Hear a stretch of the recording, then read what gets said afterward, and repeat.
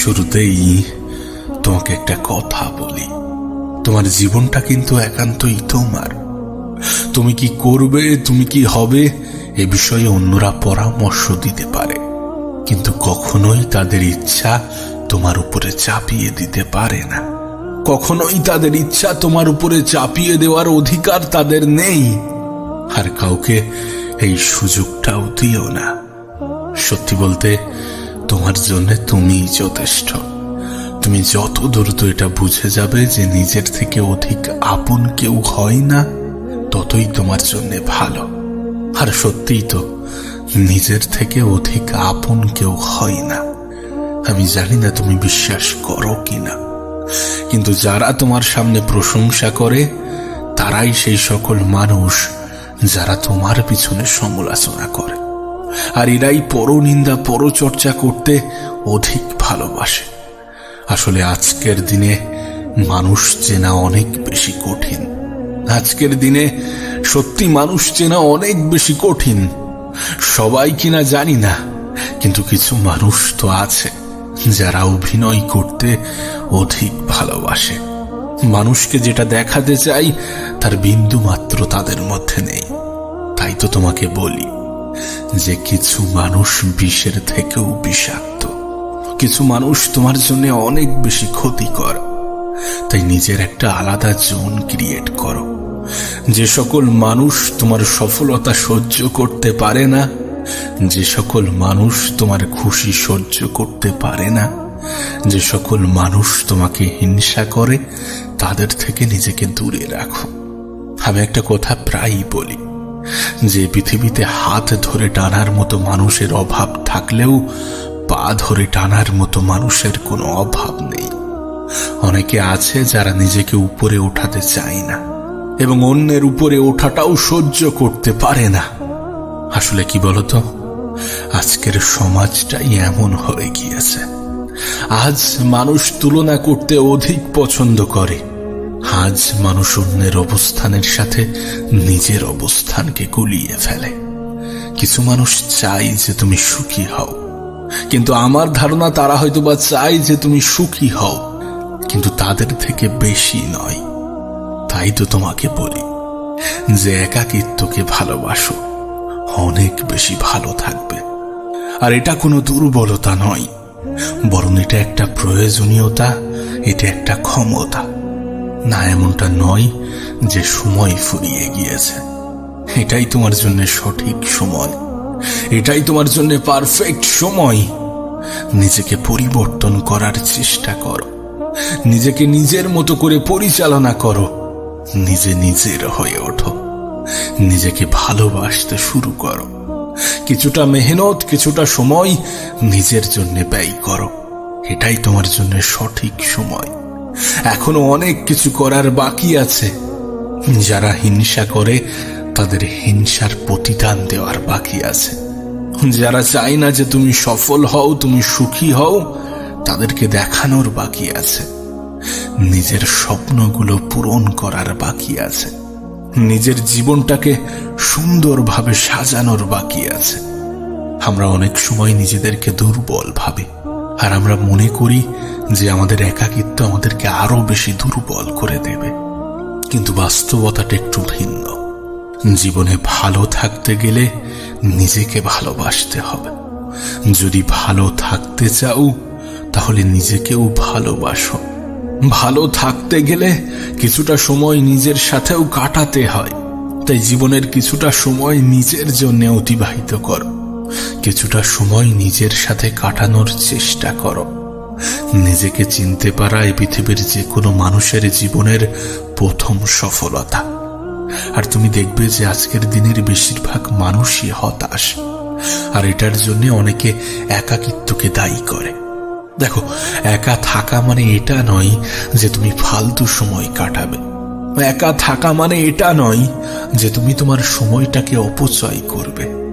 বরং একা থাকা মানে এটা যে তুমি তোমার নিজের কাজ নিয়ে ব্যস্ত থাকবে। তুমি সর্বপ্রথম নিজেকে এবং নিজের জীবনকে প্রায়োরিটি দেবে।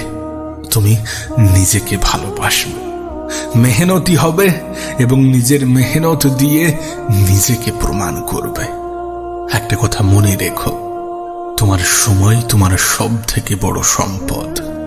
যে সম্পদকে ব্যবহার করে তুমি নিজেকে পরিবর্তন করতে পারো, যে সম্পদের সঠিক ব্যবহার করে তুমি তোমার জীবনকে পরিবর্তন করতে পারো, তুমি তোমার ভবিষ্যৎটাকে ঢেলে সাজাতে পারো।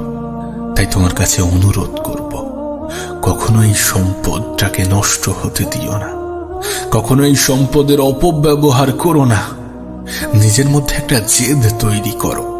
সেই জেদের কারণ যা কিছু হতে পারে, হতে পারে কোনো অপমান, হতে পারে কোনো অবহেলা, হতে পারে কোনো ইচ্ছা, কোনো স্বপ্ন। তাই নিজের সময়টাকে কাজে লাগাও, এই সময়ের সঠিক ব্যবহার করো। তুমি ফেসবুকে মানুষকে যেমন ভাবে দেখছো, বাস্তবে তেমনটা নয়। বাস্তব দৃশ্যটা একটু ভিন্ন। এদের মধ্যে নিজেকে গুলিয়ে ফেলো না।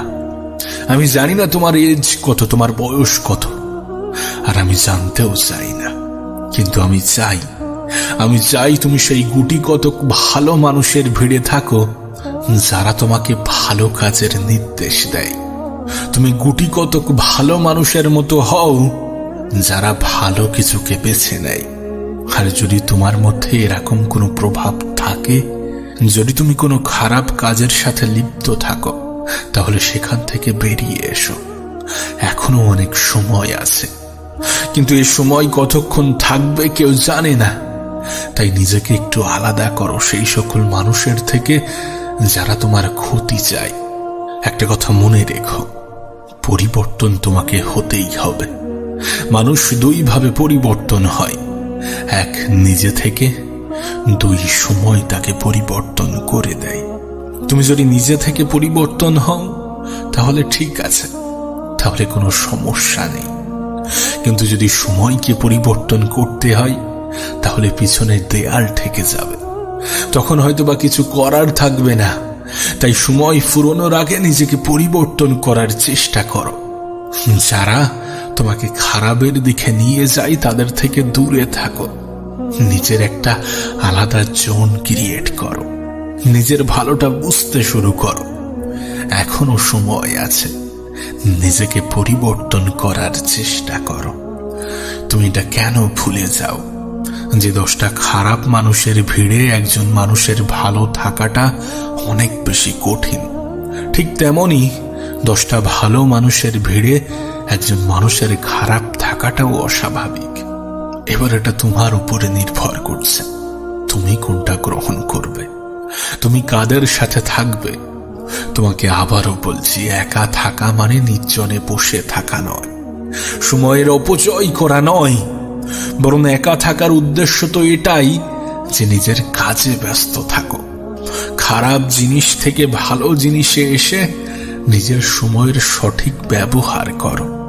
একটা সময় আসবে যখন এই সময় তোমার হয়ে সাক্ষী দেবে, তোমার হয়ে কথা বলবে, তোমার হয়ে প্রতিবাদ করবে, তোমার সমস্ত প্রশ্নের উত্তর দেবে, তোমার সফলতাকে ব্যাখ্যা করবে, তোমার পরিশ্রমের ব্যাখ্যা করবে। তাই তো তোমাকে বলি যে নিজের সময়টাকে সঠিক জায়গায় সঠিক ক্ষেত্রে ব্যবহার করো। নিজের জন্য আলাদা একটা জোন ক্রিয়েট করো যেখানে তুমি সমস্ত কিছু। নিজের কাজের প্রতি ভালোবাসা আনার চেষ্টা করো। না, তুমি একা নও, প্রত্যেকেরই নিজের কাজের মধ্যে কখনো না কখনো বিরক্তি আসে, কিন্তু তারপরেও তোমাকে করতে হবে, কারণ প্রত্যেকেই এমনটাই করে। তোমার ঘুরে দাঁড়ানোর গল্পটা যেন সবার মুখে মুখে প্রচার হয়, তোমার ঘুরে দাঁড়ানোর গল্পটা যেন মানুষের কাছে ইন্সপিরেশন হয়, আর তোমার জীবনটা যেন সমস্ত অপমান, সমস্ত অবহেলার যোগ্য জবাব হয়।